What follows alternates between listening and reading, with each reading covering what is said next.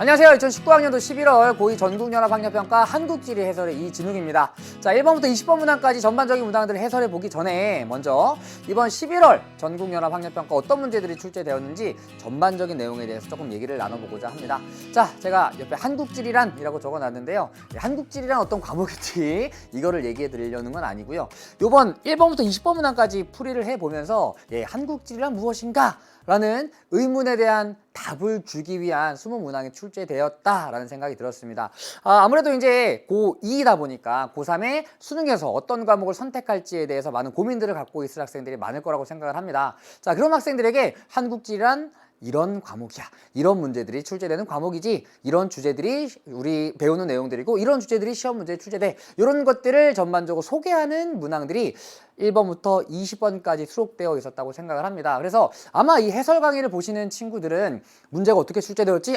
나 이거 정말 몰라서 틀렸는데 이거 대체 어떻게 푸는 거야? 이런 마음을 가지고 해설을 보신다기보다는 내년에 내가 수능을 보기 위해서 선택 과목을 결정해야 되는데 이 과목은 어떨까? 저 과목은 어떨까? 이런 고민 속에서 어떤 과목인지 한번 들어보기 위해서 해설 강의를 클릭한 친구들이 굉장히 많을 거라고 생각을 합니다. 그런 친구들 1번부터 20번까지 문항 풀이해 보면서 한국지리란 이런 과목이구나, 이런 감을 좀 느껴가셨으면 좋겠습니다. 자, 그럼 20문항 어떤 문항들이 출제됐는지 제가 한 3가지 정도로 정리를 해봤는데요. 자, 먼저 아까 말씀드렸듯이 지리란 이런 거야를 보여주는 문항들이 출제되었습니다. 우리 총 7개의 단원으로 구성이 되어 있습니다. 여러분들 첫 2015 개정 교육과정에 수능을 접하게 된 학생들입니다. 교육과정이 바뀌었는데요. 2009 개정 교육과정 이전 교육과정이거든요. 그 전 교육과정과 이번 2015 개정 교육과정이 조금 차이가 있긴 하지만 큰 틀에선 차이가 없습니다. 그래서 7개 단원에서 그동안 출제되었던 내용들이 거의 다 출제되었고요. 그리고 일반적으로 많이 다루는 주제들이 이번 11월 전국연합학력평가에서도 출제되었습니다. 그래서 이런 것들을 배우고 이런 문항들이 주로 출제된다. 이런 것들을 20문항을 통해서 충분히 파악할 수 있는 문제들이 출제되었습니다. 그래서 기본적으로 다루는 개념들, 기본적인 유형의 문항들이 출제되었었고요. 자, 만약 이 정도의 난이도의 문항들이 수능 문제로 출제되었다면 가정을 해보겠습니다. 1등급이 4%잖아요. 자, 지난 2020 학년도 수능에 한국지리 1등급 컷이 50점이 나왔습니다. 괜찮아요. 여러분들 충분히 할 수가 있습니다. 그런데 만약 이 문항이 그대로 수능에 출제되었다면 제가 조금 과장해서 얘기해 보자면 40% 정도가 만점이 나오지 않았을까 이런 생각을 해봤습니다. 그만큼 굉장히 쉬운 문항들입니다. 그러나 여러분들은 굉장히 어렵게 풀이했겠죠? 왜? 당연합니다. 왜냐하면 문제가 어렵기 때문이 아니라 아직 여러분들이 수능 한국지리가 준비되지 않았기 때문입니다. 여러분들이 나중에 수능에서 한국지리를 선택하고자 마음을 먹고 다시 한번 이 문항을 풀어보신다면 내가 이걸 몰랐단 말이야? 진짜 어이가 없네. 이런 생각이 절로 드실 만한 문항들입니다. 그만큼 전반적으로 쉬운 문항들이 출제되었고요. 아마 내신 시험만 충분히 준비했던 친구들이라도 요 20문항 그렇게 어렵지 않게 풀이하실 수 있었을 것이라고 생각을 합니다. 조금 2학년 친구들에게 어려웠을 만한 문항이 한 2문항 정도 포함되어 있었긴 했는데요. 전반적으로 난이도가 쉬운 문항들이 출제되었다. 지금은 어렵게 느껴질지 모르겠지만 나중에 공부를 하고 풀이하면 굉장히 쉬운 문항들이다. 20문항이 모두 다 굉장히 쉽게 출제되었습니다. 자, 그리고 세 번째. 이 1번과 굉장히 비슷한 기조라고 볼 수가 있는데요. 지리란 이런 거야를 보여주기 위해서 전반적으로 실생활과 굉장히 가까운 문항들이 출제되었습니다. 그래서 지리라고 하는 과목은요. 물론 대부분의 과목들이 특히 대부분의 사회 탐구 과목들이 그런 경향을 띠긴 하겠지만 우리 일상생활과 굉장히 밀접한 관련을 맺고 있습니다. 특히나 지리 같은 경우에는 지리 공부하고 나서 우리나라 여러 지역들을 여행을 가보면 우리가 공부했던 내용들을 그대로 눈앞에서 확인해 보실 수가 있습니다. 여행이 아니더라도 일상생활 속에서 편의점을 간다던가 또는 어떤 제품을 이용한다던가 이런 것들도 우리가 지리에서 다루는 내용들입니다. 그래서 지리라고 하는 과목이 일상생활과 굉장히 밀접하다는 것을 보여주기 위함이었는지 정확히 모르겠지만 어쨌든 실생활과 굉장히 그러니까 실생활과 가까운 문항들이 많이 출제되었습니다. 예를 들면 이런 것들이죠. 자, 1번 문항입니다. 1번 문항에 여기 제주도가 나와 있고요. 울릉도가 나와 있습니다. 물론 여기 가 코스에서 얘기하는 섬이 제주도, 그리고 나 코스에서 얘기하는 섬이 울릉도는 아니지만 우리가 일상생활 속에서 제주도와 울릉도는 굉장히 많이 들어봤을 거예요. 우리나라에서 가장 유명한 섬들입니다.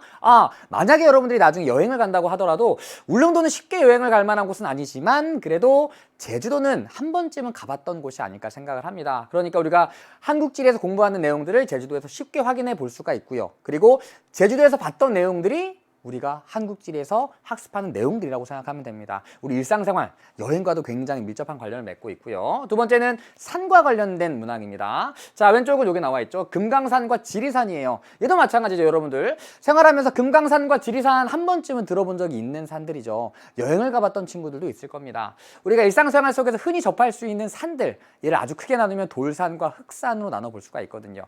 우리가 흔히 알고 있는 산들을 형태에 따라서 돌산과 흑산으로 나누고 왜 이러한 산이 형성되었는가, 이런 내용들 한국지리에서 학습하게 되고요. 그런 내용들이 이렇게 시험 문제로 출제되곤 합니다. 다음은 7번 문항입니다. 자, 왼쪽에는 친환경 농산물 인증 제도가 나와 있고요. 오른쪽에 지리적 표시제가 나와 있는데요.